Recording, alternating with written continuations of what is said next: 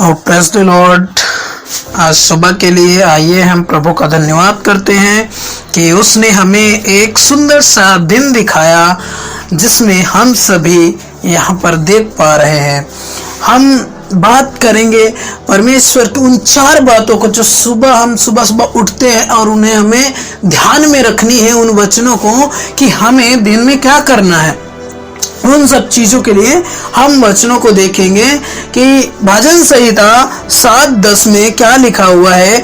मेरी ढाल परमेश्वर के हाथ में है, वह सीधे मन वालों को बचाता है। मतलब परमेश्वर यहाँ पे क्या कह रहे हैं, मेरी ढाल। यहाँ पे दाऊद राजा कह रहा है, ये हमारे लिए भी है। मेरी ढाल परमेश्वर के हाथ में, मतलब हमारा जो जीवन है, हमारी जो सहायता है वो परमेश्वर के हाथ में है। हमें खुद से डरने की कोई ज़रूरत नहीं, हमें डरने की कोई ज़रूरत नहीं है। वह सीधे मन वाले कौन, जो परमेश्वर के वचन सुनते हैं और मानते हैं और उसके पीछे चलते हैं, सीधे मन वालों को बचाता है। और जब हम परमेश्वर की बात और वचन पर चलेंगे तो वो हमारे साथ रहेगा और वो हमें हर एक मुसीबत, हर एक आपदाओं से बचाता रहेगा। कोई विपत्ति हमारे सामने रह ना पाएगी, वो परमेश्वर पहले ही हमसे दूर करेगा।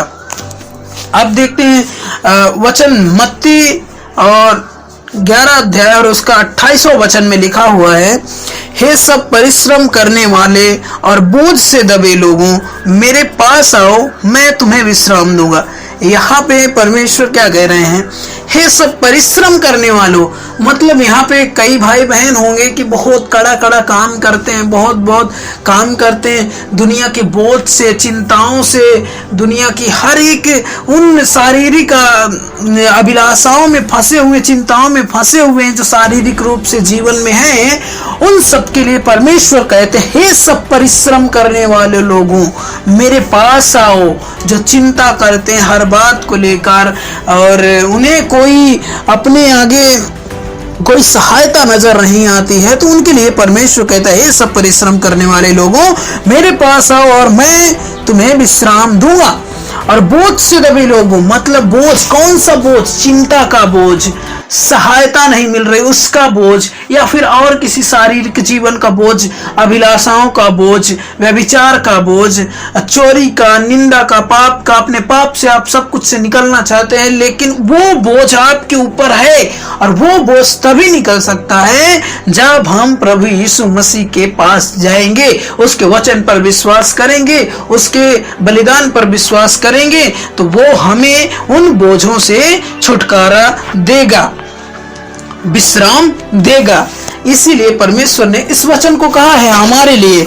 अब आइए हम वचन को देखते, यशाया 41 का 10वां वचन देखते हैं, मत डर क्योंकि मैं तेरे संग हूं। यहाँ वचन क्या कहता है, परमेश्वर क्या कहते हैं, मत डर, किसी भी चीज से मत डर क्योंकि मैं तेरे पास हूं, मैं तेरे संग हूं। इधर उधर मत ताक क्योंकि मैं तेरा परमेश्वर हूं। मतलब जब तुम्हें किसी चीज से डर लगता है, विपत्ति आती है या फिर कोई भी दिक्कतें आती है, परेशानियां आती हैं, तब हम क्या करते हैं रिश्तेदारों के पास। हम सोचते हैं कि हमारी ये सहायता, ये मनुष्य हमारी सहायता करेगा, हमारे माँ बाप करेंगे, हमारे भाई बहन करेंगे, हमारे रिश्तेदार करेंगे। लेकिन नहीं, परमेश्वर कहता है इधर उधर मत ताक, इधर उधर मत देख, इधर उधर के लोगों के पास मत जा, क्योंकि मैं ही तेरा परमेश्वर हूं। मेरे पास आ क्योंकि मैं तेरे संग हूं और मैं ही तुझे उस डर से उस छुटकारा दिला सकता हूं।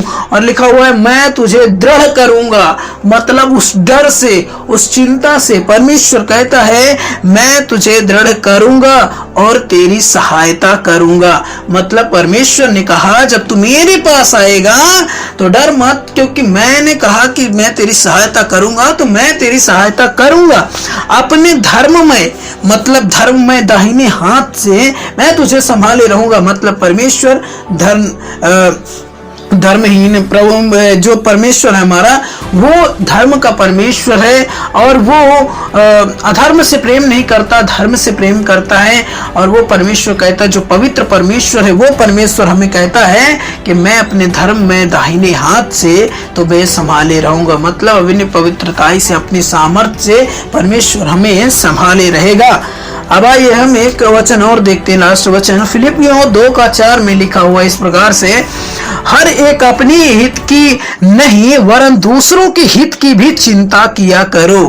मतलब परमेश्वर यहाँ पे क्या कह रहे हैं, अपनी हित की मत चिंता करो, हमेशा अपने ही बारे में मत सोचो। दूसरा व्यक्ति अगर आप अच्छा कपड़ा पहन रहे हैं, अच्छा खाना खा रहे हैं, अच्छा आप अच्छी लाइफ जी रहे हैं, परमेश्वर के साथ जुड़े हुए, मान लो नहीं जुड़े हैं या जुड़े हैं, वो मैं बात नहीं करता, लेकिन अगर आपके सामने वाले के पास आपके पास कपड़े हैं और उसके पास नहीं है, तो उसकी भी चिंता करो कि भाई के पास कपड़े नहीं है। आप खाना खा रहे हो, उसके पास खाना नहीं है, तो उसकी भी चिंता करो कि उसके पास खाना नहीं है, मैं भी उसको जाके दूं, और उसकी भी चिंता आपको करनी है। हमेशा अपने ही बारे में नहीं सोच कि मैं ही सब कुछ पालूं, मैं ही सब कुछ वो कर लूं। अपने पड़ोसी की, अपने रिश्तेदारों की, जिनके पास नहीं है, उन सब की भी चिंता आपको करनी है, ताकि परमेश्वर आपसे प्रसन्न रह सके। प्रसन्न परमेश्वर कब रहता है, जब आप अपने ही बारे में नहीं वरन दूसरों के बारे में भी सोचते हैं कि मैं अपने आप में नहीं लगाते हैं। आपके पास आप होना चाहिए, मतलब दूसरों के प्रति प्रेम होना चाहिए, दूसरों के प्रति स्वभाव आपका अच्छा होना चाहिए, दूसरों के प्रति आपको चिंता करनी चाहिए कि उस भाई की ये दिक्कत है, परेशानी है, मैं उसके साथ रहूं।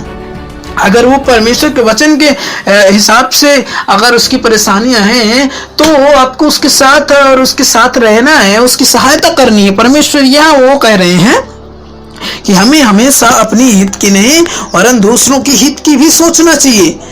तो परमेश्वर हमारा जो है ना, वो दयालु परमेश्वर है। इसलिए इन सभी वचनों को, ये 4 वचन, बहुत ऐसे तो देखा जाए तो बाइबल में बहुत सारे वचन हैं जिनको हमें हर एक डेली हमारे जीवन में वो वचन लागू होते हैं, लेकिन मैंने इन चारों वचन को जो मैं अपने जीवन में लागू करने का सोचता हूँ, कभी कभी हम भी नहीं कर पाते हैं और हम भी पाप में गिर जाते हैं और गलत काम करते रहते हैं, लेकिन इन सब हमें भी और आपको भी ये वचनों को अपने जीवन में लागू करना है, अपने दिनों में लागू करना है। और भी अगर परमेश्वर आपके मन में डाले तो आप वचनों को पढ़िए, जानिए और समझिए, और उनके अध्याय से आप परमेश्वर के वचन के द्वारा आप चलें। लेकिन परमेश्वर यहाँ पे जो हमें सिखाया, यहाँ पे हमने सीखा और हमें दिन पे इन वचनों को अपने जीवन पे लागू करना है। परमेश्वर इन सभी वचनों से आप सभी को आशीष दे, और इसी हमारी छोटी सी विनती प्रार्थना को हम अपने प्रिय परमेश्वर, पवित्र परमेश्वर प्रभु यीशु के नाम से मांगते हैं, आमीन। अगर अभी तक हमारे चैनल को आपने सब्सक्राइब नहीं किया है तो सब्सक्राइब कर लें, ताकि हर एक नई वीडियो आपके पास पहुंचती रहे।